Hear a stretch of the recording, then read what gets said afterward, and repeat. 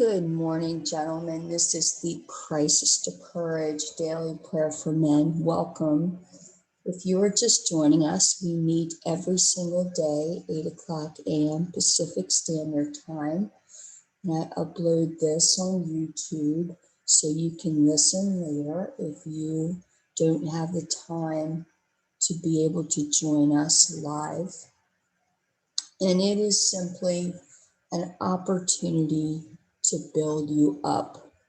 It is specifically for men 16 to 24 and men that may be 25 plus but are still stuck because or due to trauma. Sadly, that's a lot of men around the world. And we actually have themes, and the themes are frameworks to guide the prayer and the discussion, but I do not prepare. I wake up and I give you the daily manna, whatever God gives to me. Now, I read and study and pray, a lot, but He gives me the daily manna that we need. And God has shown me, gentlemen, that we need daily manna and we need it every 24/7. When Jesus Christ spoke to the woman at the well in John 4, He said, "This water that you're drinking, you're going to have to refill. But I am going to give you water that will spring up into everlasting life, and it's going to be rivers of living water." And that's what this is. And we read in the Old Testament because we see the endurance and the priorities and the focus of their masculinity, these gentlemen. And we looked at the life of Elijah and we saw that his masculinity was directed by God, and that's how he could do the things that he did. And our theme is I will, using your masculinity God's way. And now we're on part 34. And we're going to be looking deeply at the character of Job. Job was assaulted by the enemy in many ways. He lost his physical wealth. His own wife kind of gave up because of all the temptations. She had lost all of her children, her wealth very quickly. And his best friends came and they, said, "You must be doing something wrong." But Job stood. He did not blame God for anything, and he held fast his own integrity. And this is going to be the example for you, fellas. And the theme is, I will, using your masculinity God's way. But it is going to look at different aspects of Job. When people preach about Job, they said he must be doing something wrong. There must be a flaw in him. They also teach that God let him have it. No, God didn't let him have it because God never does anything wrong. The enemy, who is the God of this world, and you'll learn a little bit more about that, he received power, he received dominion because when Adam and Eve sinned, they lost it. But Jesus Christ had to be brought forth to give us back dominion. And we're going to learn a little bit about that. Normally people start with Job and Job 1:1, but I have learned things about Job how he gave, how he took care of widows and orphans. But we're going to start first with Job 31, and we went through verse 1 through 12. But he made this I will decision, and he made a covenant with his eyes. Your eyes can often get you in trouble because your eyes are the senses, what you see, what you hear, what you feel. And Job could walk spiritually because God gave him that ability in his time. And just like Elijah was a man subject to like passions as we are, and he prayed earnestly, we too can do the same. But we're going to start with a psalm because, as I told you, psalms help us stand. And we are going to read in Psalm, it's right here, Psalm 56. Let me write that down too. Psalm 56. Psalm 56. Let me write that down. Psalm 56. And then we're just going to look at in Job 31 that he made a covenant with his eyes. We're not going to necessarily read any more of that, but we're going to read Job 1:1 now to kind of see who he was. In Psalms 56, be merciful to me, O God, for man would swallow me up. Fighting all day, he oppresses me. My enemies would hound me all day, for there are many who fight against me, O Most High. Whenever I am afraid, I will trust in you. In God, I will praise his word. In God, I have put my trust. I will not fear what can flesh do to me. All day they twist my words. All their thoughts are against me for evil. They gather together. They hide. They mark my steps. When they lie in wait for my life, shall they escape by iniquity? In anger cast down the peoples, O God. And this is kind of like an idiom when it refers to God with human characteristics. It's like a highlighter to put emphasis on because God's a spirit, as you'll also learn later. You number my wanderings. Put my tears into your bottle. Are they not in your book?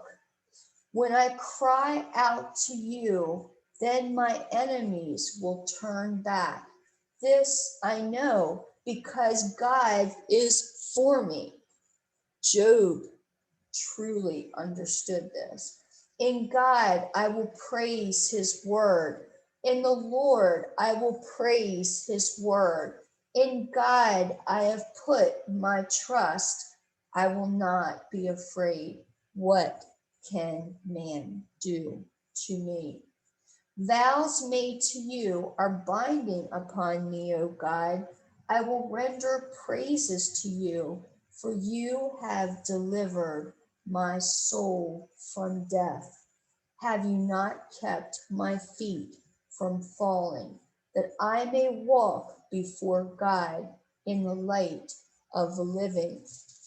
And I'm just going to emphasize that Job 31, all throughout it, he made a covenant with his eyes.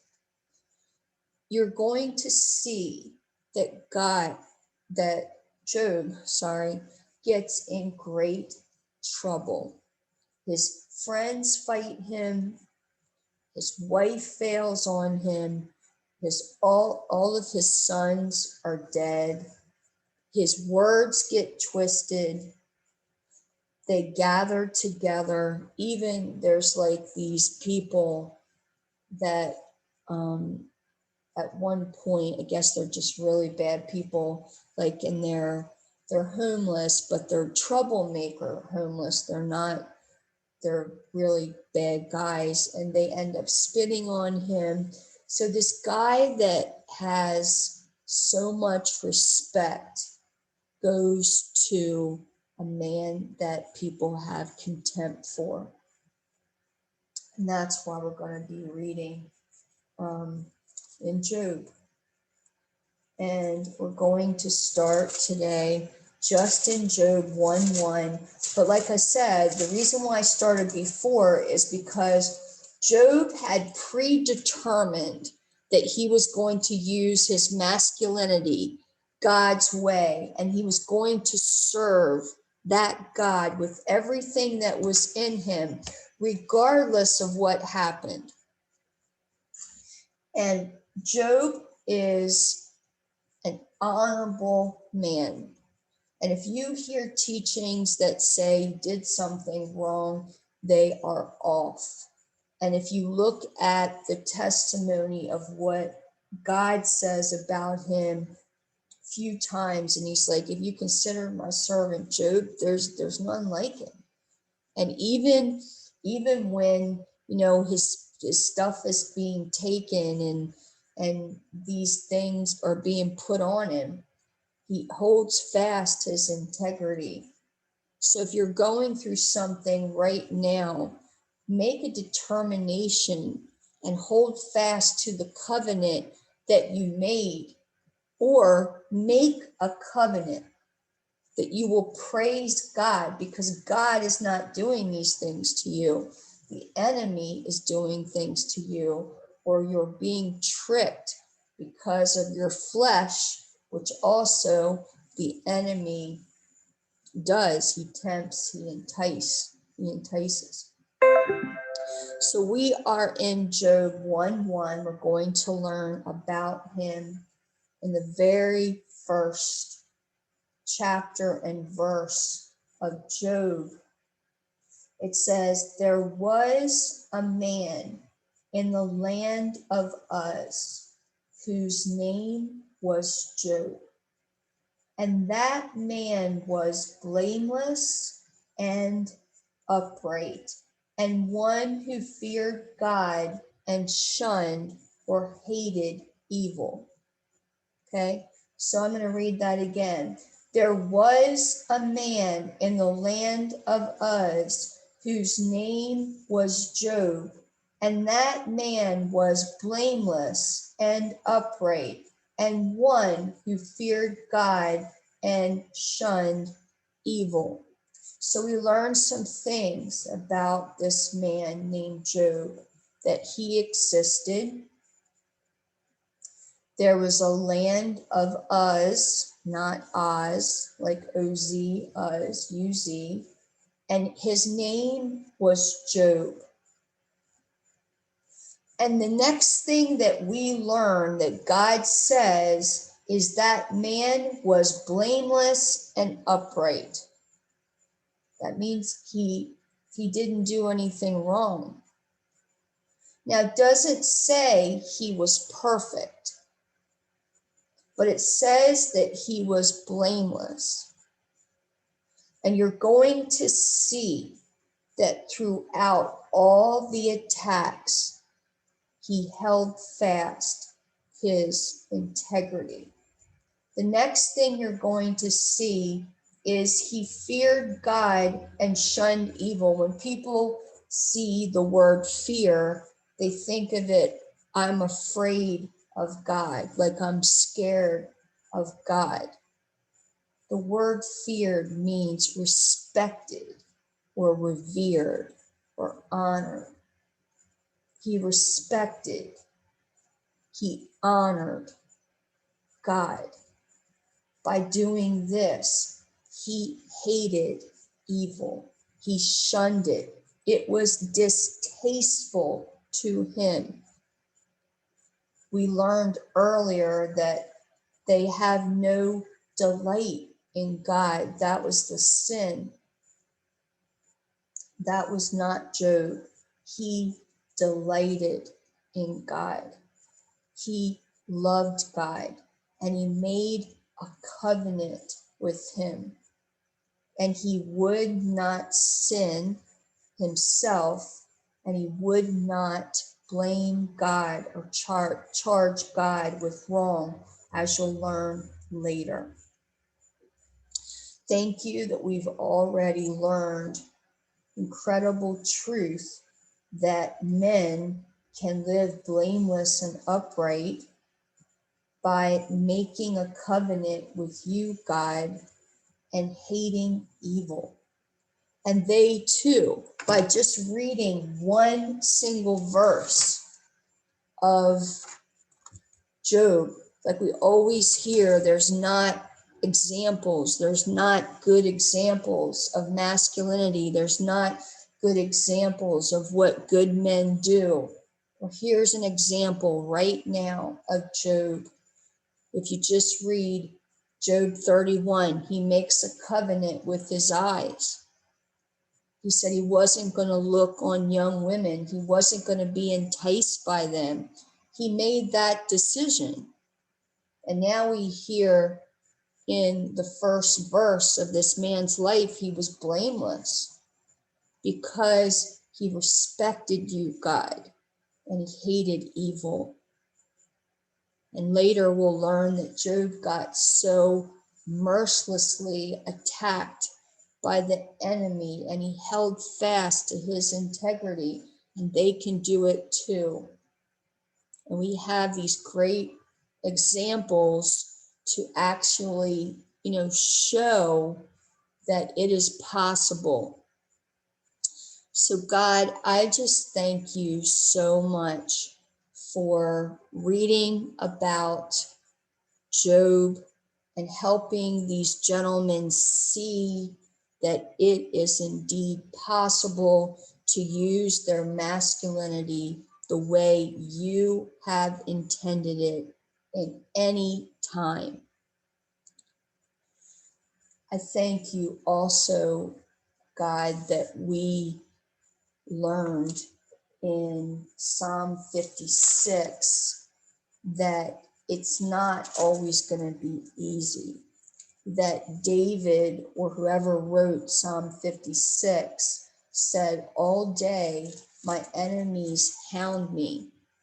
And God, I just thank you that if these gentlemen are being hounded or accused or any of those things, that one, you would bring justice to the situation, or two, you would give them strength to endure until you rectify the situation. Thank you, Papa, that this is truly an evil time all over the world. Help them, like Job, overcome evil because they know their masculinity is directed by you. And Papa, you inhabit the praises of your people. And when we cry out and say, when the enemy is hounding us, you are our defense, it produces a shift. It gets your attention in the spiritual realm that you can produce signs and miracles and wonders following, which cannot be denied. Help them rise up and offer comfort to women and children, and help their communities navigate an evil revolution with a good one, because that's exactly what Job did. He took his wealth, he took his influence, and he took care of widows and orphans. He took care of the man that was crying out, and he helped his community navigate an evil revolution with a good one for such a time as this. And we thank you that these men can do likewise in the powerful authority of Jesus Christ of Nazareth. Amen.